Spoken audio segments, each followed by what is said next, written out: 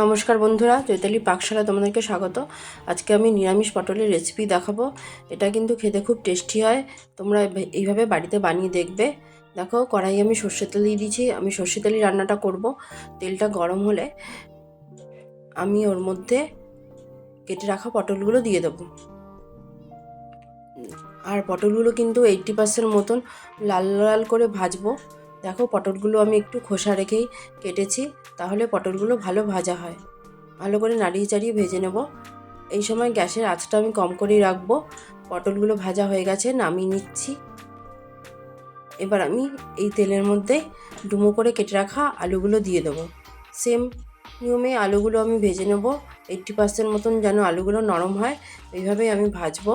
ভালো করে নাড়িয়ে চাড়িয়ে লালচে করে আমি আলুগুলো ভেজে নিলাম। দেখো, আলুগুলো আমার অলমোস্ট ভাজা হয়ে গেছে। এবার আমি আলুগুলোকে নামিয়ে নিচ্ছি। আলুগুলোকে আমি নামিয়ে নেব। এবার আমি ওই তেলের মধ্যেই কয়েকটা বড়ি ভেজে নেব। বড়িগুলো ভালো করে লালচে করে ভাজবো, যেন ভেতরে কাঁচা না থাকে। না হলে ঝোলের মধ্যে দিলে কেমন কাঁচা কাঁচা লাগে, খেতে ভালো লাগে না। দেখো, আমার বড়িগুলো ভাজা হয়ে গেছে। এবার আমি বড়িগুলো নামিয়ে নেব। এবার আমি এই কড়াইয়ের মধ্যে আরেকটু তেল দিয়ে নিলাম। এবার আমি গোটা জিরে ফোড়ন দিচ্ছি, আর একটা শুকনো লঙ্কা কেটে আমি ফোড়নে দিয়ে দেবো। এবার দেখো, এখানে আমি কাঁচা লঙ্কা, গোটা জিরে, গোটা ধনে আর মৌরি দিয়ে দিয়েছি, আর আদা দিয়ে দিয়েছি। ওগুলো আমি পেস্ট করে নেব।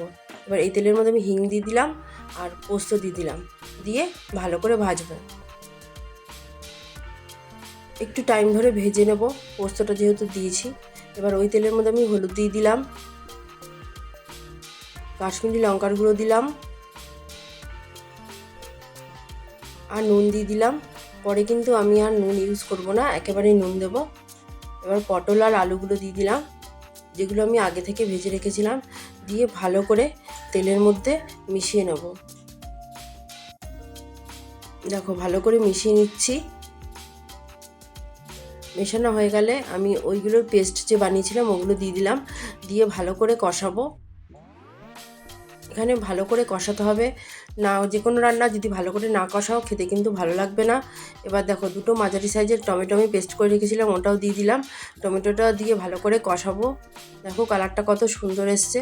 দেখো, কষাতে কষাতে জলটা মজে গেছে, সাইড দিয়ে তেল বেরিয়ে গেছে, আমার কষানোটা হয়ে গেছে। এবার আমি এর মধ্যে জল দিয়ে দেবো। যে যেরকম ঝোল খাবে সেই অনুযায়ী জল দেবে। আমি একটু মাখো মাখো রান্না করেছিলাম, তাই জলের পরিমাণটাও কম দিয়েছি। ছোটো গ্লাসে 1 গ্লাস মতন জল দিয়েছি। এবার আমি ঢেকে রাখবো, 8-10 মিনিট ঢাকলেই হবে। ভেজে রাখার সময় পটল আর আলুগুলো অলমোস্ট নরম হয়ে গেছিলো, তাই আর বেশিক্ষণ ঢেকে রাখার দরকার নেই। এবার আমি বড়িগুলো দিয়ে দিলাম, ঝোলের মধ্যে বড়িগুলো দিয়ে একটু নাড়াচাড়া করে নিলাম। দেখো, আলু আর পটলগুলো আমার সুন্দরভাবে নরম হয়ে গেছে।